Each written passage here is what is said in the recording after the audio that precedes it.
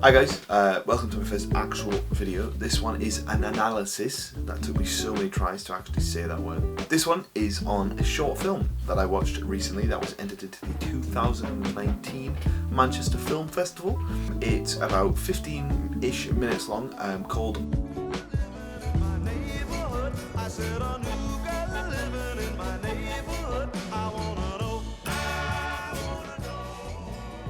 it was directed by Josh Brine, also written by Josh Brine as well as Jacob Cowden, produced by Josh Brine as well as Michelle Brine and Tyler Nordby. Tyler is actually the star of the film. And the cinematography was by Jesse Tobler. Now, so this was the winner of the Audience Award at the Manchester Film Festival, like I said, in 2019. You can watch this film on Vimeo and on Amazon Prime, or you can actually watch it on Josh Brine's website, all of which will be linked down there. So, I'll read you the tagline. When infuriated by his mindless desk job and likewise co-workers, Charlie sets out to quit, only to be put off by a beautiful co-worker who has just started, whom he may be in love with. Now, but personally, I don't think that tagline really does the film justice. It's not really... It is and it isn't about this connection to the co-worker who's just started. It's more about him. However, the co-worker is kind of the driving force of the film. This film is very much my type of film in general. It includes loads of different techniques, shots, movements, the set design and the aesthetic of this film is just... It's the kind of film that one day I'd like to work on. It's one of those things that I watch it and I think, damn, that's pretty cool. I like that. So without further ado, I'll explain what I'll be going over in this video. Now, this isn't like some score-based thing. I'm not going to give it a 7 watts out of 7, I don't know. This is just kind of my thoughts on some of the key things in this film. I'm just going to go over basically the nice stuff in the film and what I like about it. Mostly visual stuff. The vibes I get from this film are very Wes Anderson. It's a lot of the Wes Anderson kind of set design in my opinion. A lot of kind of his colours is immediately what springs to mind. I'm going to stop waffling now and we're actually going to start talking about this film because obviously that's what the video is about. So the very first shot is the opening master shot, and it perfectly shows us the setting of where most of this film takes place. It's a mundane, somewhat colourless office. The thing that I love is how it feels colourless. However, the background is kind of this bluey green, there's a lot of yellows, however it still seems like there's no colour, if that makes sense.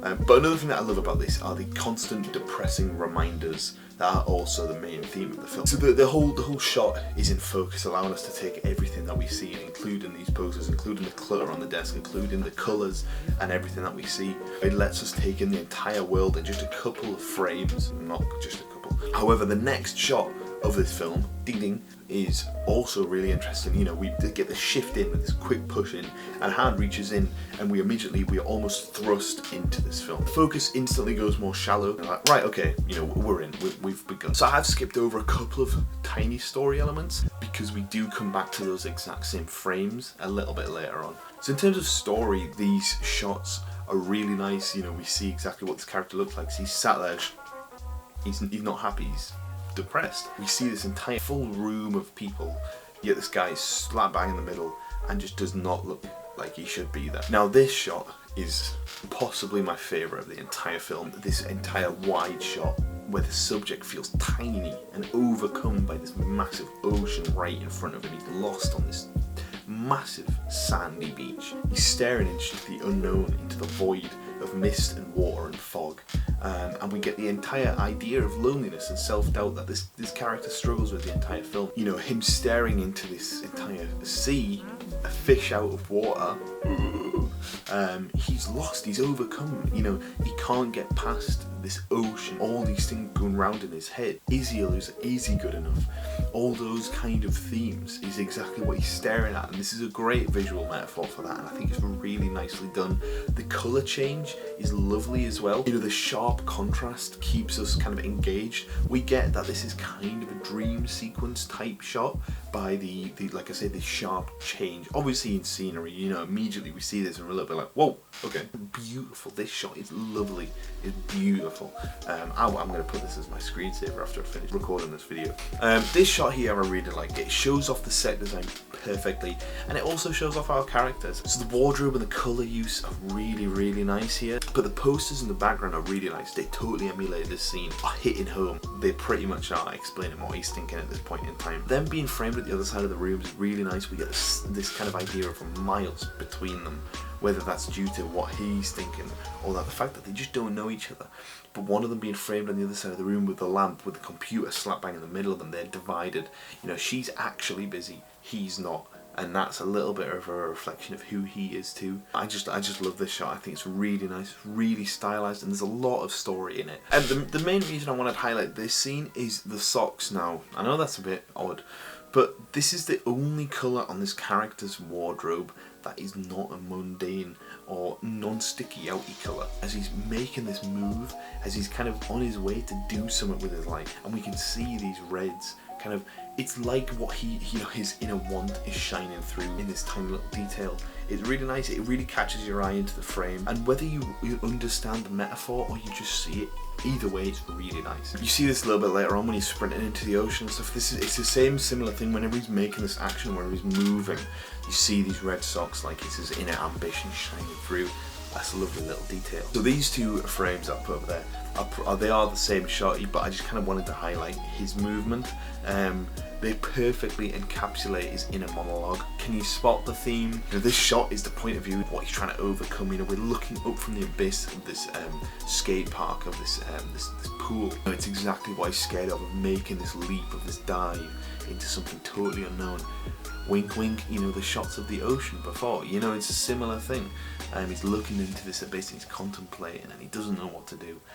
And we, you know, the way he just moves his head and looks at the board, we instantly know exactly what he's thinking. We totally get that he's been very indecisive at this point, and he's, oh, should I not? The posters from before, you know, they come back into play when you see this, you think about those again. The framing is really nice here. He's slap bang in the middle, he's centre of focus, you know, the sky blues really isolate him, but at the same time he also kind of swallows him in. He's wearing this blue and kind of khaki trousers, and disguise is swallowing him in, and it seems kind of like he's been chased from both sides. You know, he either has to jump into this abyss or get swallowed by the background, and that is the whole story. Either make the leap or get swallowed into the mundane life that you really don't want. It's just a lovely shot that, you know, when you think about it a little bit, you really appreciate it. So, you know, we're jumping ahead a tiny little bit because I just really wanted to talk about this scene. It comes a little bit later when he has this quick spark of brilliance and he stands up and you think, whoa, come on lad, go on. You know, for this moment he has confidence when he sees Corner Desk and we kind of walk into the scene again. We get this sense of character development. Oh, you know, he's actually doing something here. As he stands up, his head goes into the light, and this is just lovely framing. It kind of gives us this heavenly vibe, like a light bulb moment, you know what I mean? Like it's his halo. You know, centre frame, we're looking up at him. It's a real hero shot. Then what is really great filmmaking is the next shot, where he sits back down and slumps into his chair after the confidence just goes like that. And that is what this film is about. This guy cannot make up his mind. And he just falls back into this chair, and it's like everything we've done, we're back to square one. It tilts right back down, you know, the camera doesn't move in any way, you know, this isn't a boom up or down, this is just a straight tilt. It's really nice, it kind of feels like we are looking up at him, we're watching him like, yeah! Oh. And it's a familiar angle, it's one that the film constantly comes back to. So now, a little bit of a time jump, but we are going to the very last scene of the film. He goes and he fails again, but kind of in a way that, you know, he didn't fail. He goes and he actually makes the leap, and he falls over and he falls off his skateboard and he hurts himself, but he made this leap. It's emotive, and the dialogue here is superb, it's really nice. However, there's a lot of story points between the last few frames of this film, but this scene shows both his development and his fall.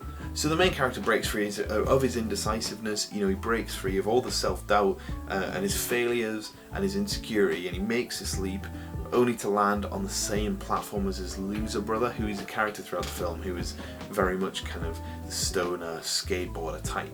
Whereas, you know, the main character is kind of a bit of a juxtaposition to him, you know, he's a little bit more, even though he still looks scruffy, he's a little bit more together. This last scene, he makes this leap and he falls down and he's in this circle and his brother comes and lies next to him. And this is what kind of harkens back to this regression. So even though he's made this leap, he's now fallen into the same line as his brother. So instead of him making this leap to become this heroic and very centered man, yes, he's broken free of all these mundane and boring aspects of his life, but actually now he's regressed to being his brother. They both share the bruise, they both smoke, they're both, like I say, in this bubble. And it kind of asks this question, even though he achieved his goal, did it actually just make him a different type of loser? And I think that's great. The story isn't necessarily about what he does that, you know, makes him better. It's the fact that he just made this jump in the first place, is he kind of went through the middle part. He was a loser, and at the end we don't really know what happens to him, but he made the jump. But this last shot is beautiful, the credits are really funny. But that's the end of this film. This is what we leave on. Now, there is a sequel to this called Go Fish, I believe, which I would absolutely love to see if I could. But overall, this film, in my opinion, is one of, if not my favourite short film I've ever seen. I absolutely love this. My analysis does not give it justice. You should just go and watch this film. Go into the description, find the link, and go watch it. It's just amazing. Josh Brine and Jesse Tobler do an just absolutely amazing job. Visually, and the writing in this film is incredible. I'm not a writer, I don't know massive stuff about writing, but I know that the writing in this is just superb. Every single frame in this film has been sat down and thought about and talked through from start to finish in every single, you know, pixel of the screen. And in my opinion, that is exactly what every DOP and director should do on all their films. And it's the kind of things that I am trying to do in my films and would like to do in my films. And I think that for any person on my level who wants to make their way visually in films, start off with this, pick it apart like I have, watch every single frame and know what you like. I didn't talk about every single frame in this film because I wanted to talk about what to me was the most interesting, and also I didn't want to bore you that much. So just go watch the film, make some notes, write it down, and get excited for the sequel, because this was just incredible and I think everybody should watch this. Now I'm done, I'm going to stop waffling on. I hope you guys enjoyed this video, and I hope, you know, you like just me info dumping, and I hope it made you want to go watch this. This film should be talked about a lot more than it is. So go watch it on Vimeo, go watch it on Amazon Prime, either or. Go and follow all these guys on social media, give them all the praise that you got. But yeah, I'm going to leave it here, and I'll see you guys in the next one. Who knows what the next video is going to be, but I'll see you there. Thank you very much guys for watching. I'll see you later.